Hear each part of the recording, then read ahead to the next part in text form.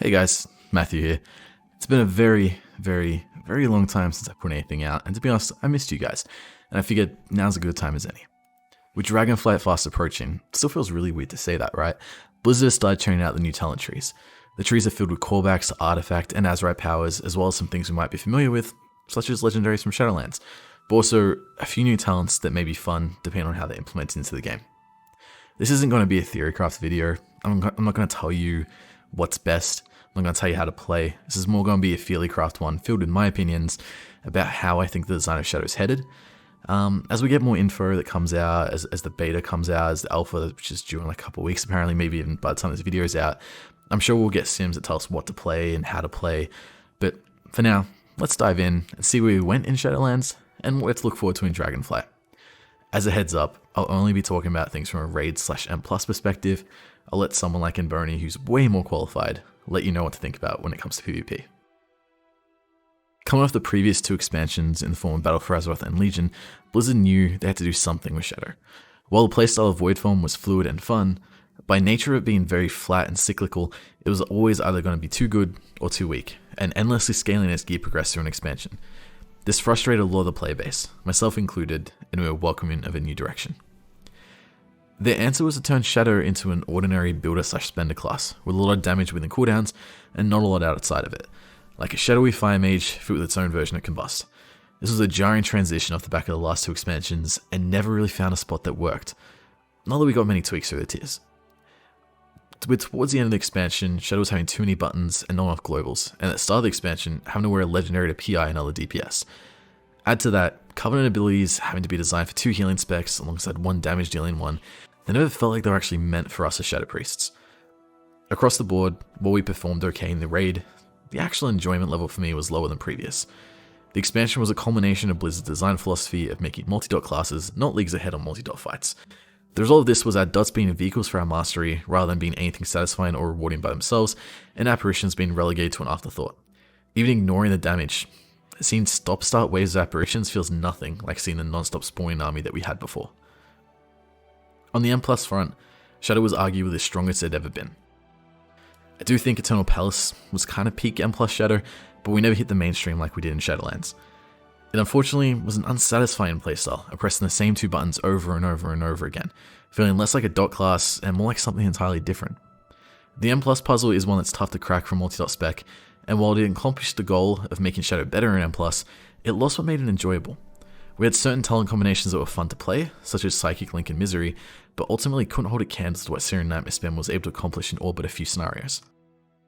Heading into Dragonflight, the popular requests revolved around making our dots and apparitions valuable again, improving the M+ experience, and making us less CD reliant alongside a general request to minimize the impact of the buff meta, summarized as remove Syrian Nightmare and delete PI.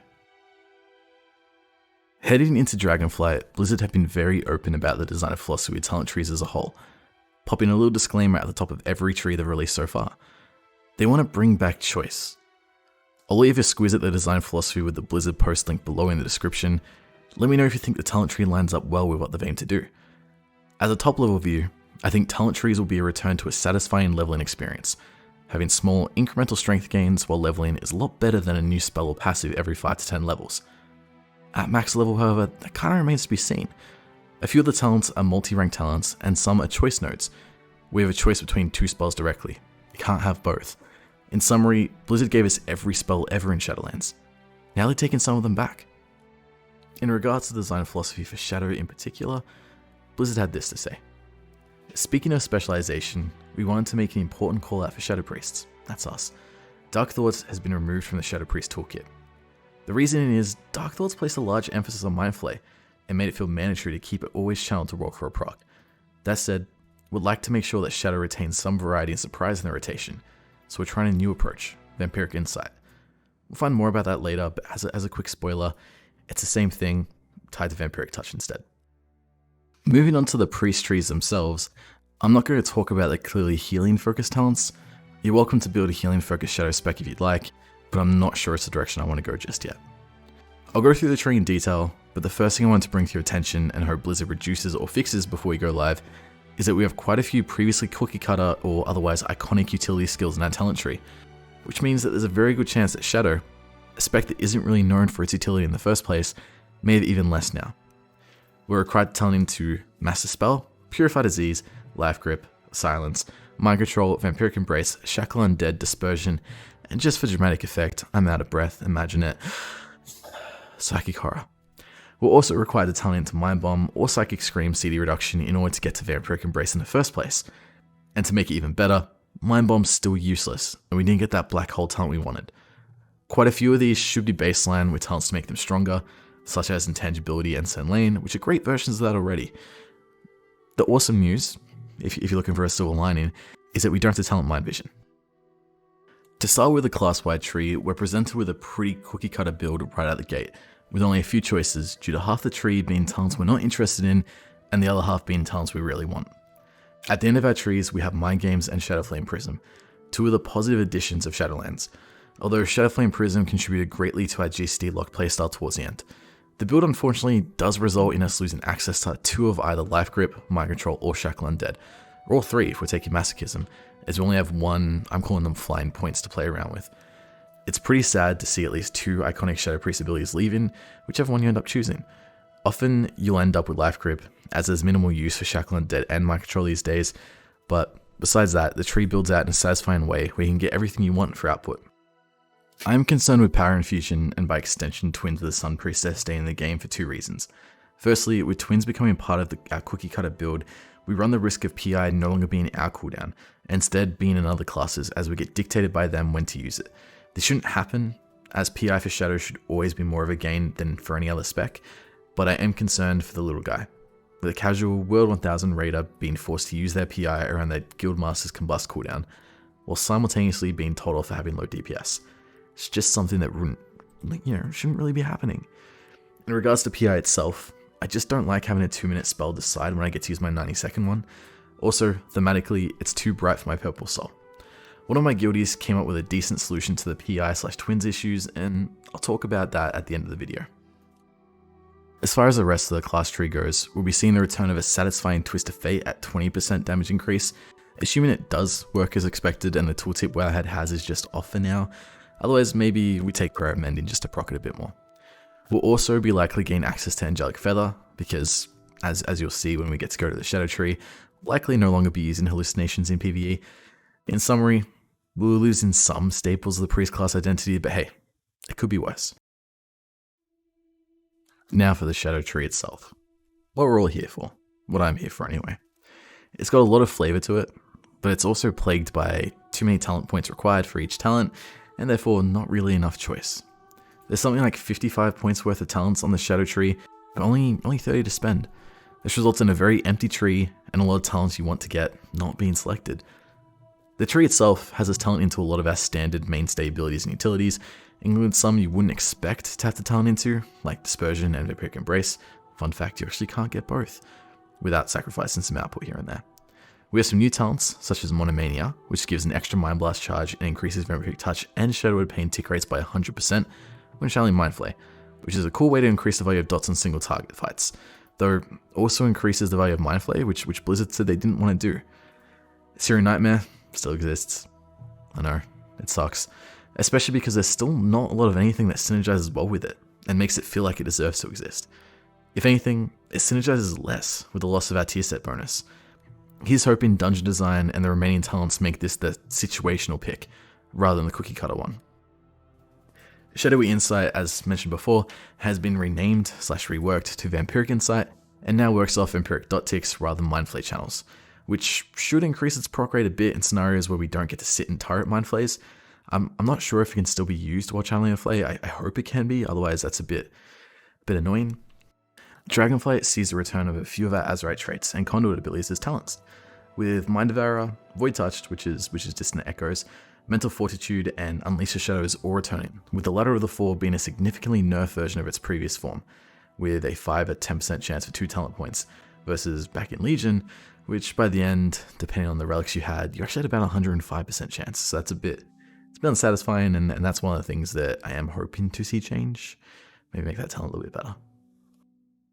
Moving to the very bottom of the tree is where we get to some new, interesting flavor talents, in the form of the idols, each named after an old god. Heads up, I might butcher some of these names, If I do, please don't yell at me. Idol Cthulhu is the most underwhelming. First up, great start. Giving us Tendy which after its debut in Legion as our best insanity generating void form saving friend, has been relegated to something we never really see anymore. Which is a shame, that's kind of how it is with our current void form design and builder spender, we just don't really need the insanity. Idol of Yogg-Saron sounds like it could be really interesting, depending on what it actually does. 50 apparitions might sound like a lot, but it can ramp very quickly. On a single target encounter, using my latest Halondrus kill as an example, I got 193 apparition procs over 5 minutes, or basically 3 procs and very close to a fourth, and Halondrus isn't even that good. You spend half the fight moving. On a random M+ log I took from Warcraft logs, in Aspires of Ascension, a Shadow Priest had 1400 apparition hits in 31 minutes from only 140 vampiric touch casts. Who knows what a thing from Beyond may do damage wise, but it could be cool, especially if it has any AoE spells. We changed our priority casting vampiric touch and proccing apparitions over Syrian Nightmare, and maybe before you know it we have a little army alongside us. Idol N'Zoth is a recreation of the BFA corruption ability Echoing Void. This was mostly a melee corruption as it required you to be close to the target, so I don't have a lot of experience using it. What I can say is that a 20% chance to stack per dot will result in it stacking very quickly and proccing very quickly across a pack in M+. Its efficacy will really come down to its chance to proc and the damage it deals. There's no point building 20 stacks of Echoing Void if the mob dies before it goes off. Lastly, and the one that got the most buzz when it was released due to the mystery surrounding the tooltip, we have Idol of Y'Shaarj, which causes Shadow Fiend to buff us based on the target's current emotional state. Blizzard then clarified what that means with the blue post. So first up, we've got Pride. When the target is above 80% health, we cast Shadow Fiend and damage is increased while Shadow Fiend's active.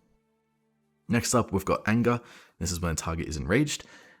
Shadow Fiend purges the enrage and increases our haste while it's active. AKA, we can be brought to raging weeks now. We have a purge. Well, a soothe. Granted, it's a 60-second cooldown, but you know, we can do it. It's pretty great. Next up, we've got Despair. This comes in when the target's stunned, and we generate extra insanity while Shadow Fiend's active. I'm not exactly sure how this will play out, as we do already generate insanity while Shadow Fiend or Mindbender is active, due both the Mindbender and improved Shadow Fiend traits. It's easy to see this really being the weakest of the lot. Next up, we've got Fear, which self-explanatory is when the target's feared.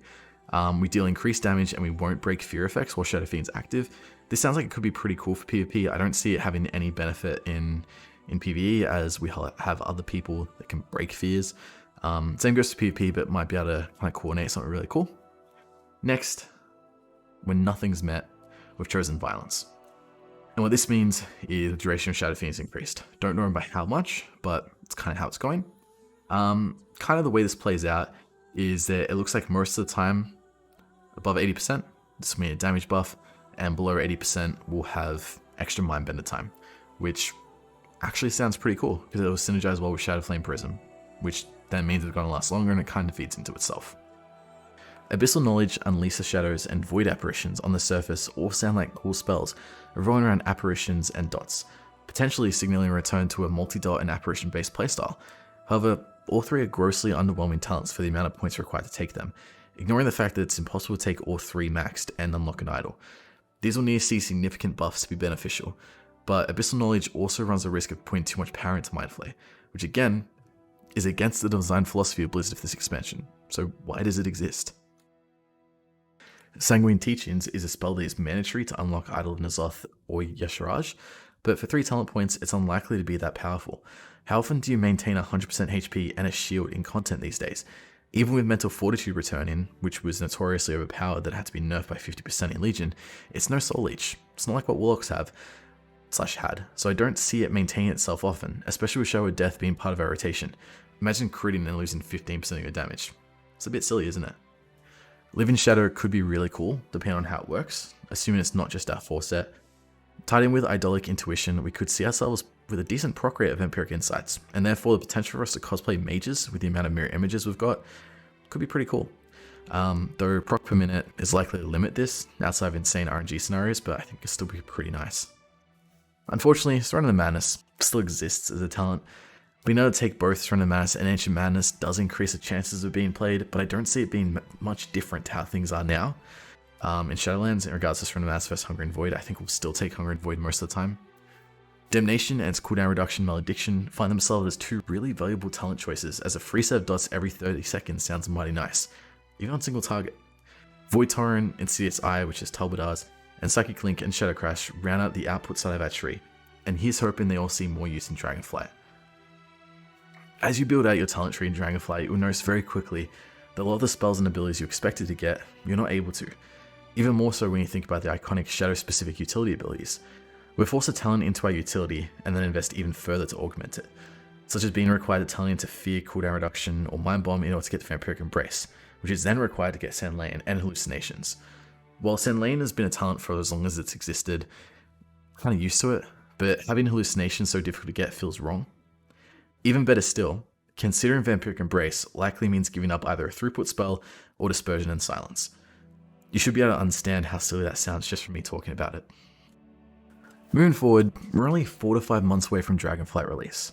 The reality is this tree won't change much, but there are a few things that need to change before we go live, not even talking about just Shadow, just in general. The first is that while this talent tree solves the problem of boring leveling and limited incremental growth, it creates a different problem, where you just don't get spells while leveling anymore. They're basically all talented. There's an easy opportunity to give spells like Life Grip and Shackle Undead back baseline, as they're just swing points in the tree that don't even link anywhere, and we shouldn't really have to choose between getting them and not getting them. Secondly, there are too many multi-talent abilities and traits in the Shadow Tree that do not need to be there, causing a lot of bloat and inflexibility in order to get to the deeper parts of the tree. I'll be honest and say I haven't looked at a lot of the other classes' trees to see if they have similar issues, but in general there's a lot of staple Shadow spells that all the build variants I played around with will see me miss.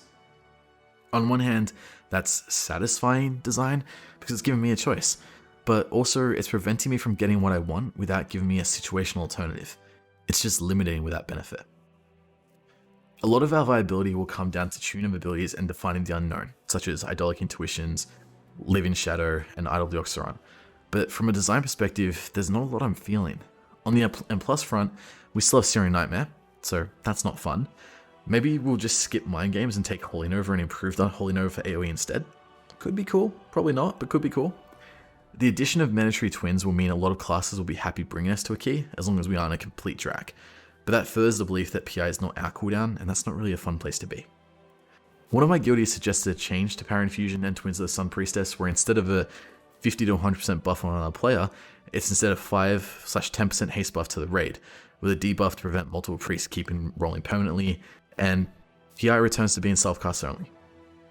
I think that's a really cool suggestion that solves the problems of the buff meta, while also making it satisfying and a beneficial cooldown to everyone else. Who knows, it could be cool. You can tweak the numbers a little bit. 5/10% does sound pretty strong, but I think it's a nice concept. All in all, it's a talent tree. We're having to choose between iconic Shadow Priest spells and gain some other spells that might become iconic if they don't suck. We also have the ability to build trees that don't work, such as not taking Devouring Plague or Void Eruption, or telling into spells that require Vampiric Touch without having Vampiric Touch. I'm quite excited. I'll be sticking around to see how it all plays out. Hopefully gain the alpha or beta in a timely fashion, so I can throw up more videos and maybe actually exist again. That'd be kind of cool. Anyway guys, thanks for watching. Feel free to come breathe life into my Discord again and have a chat, or catch me on my stream at twitch.tv/Matthxw, where the E is an X. But thank you all for your time, and I'll catch you in the next one.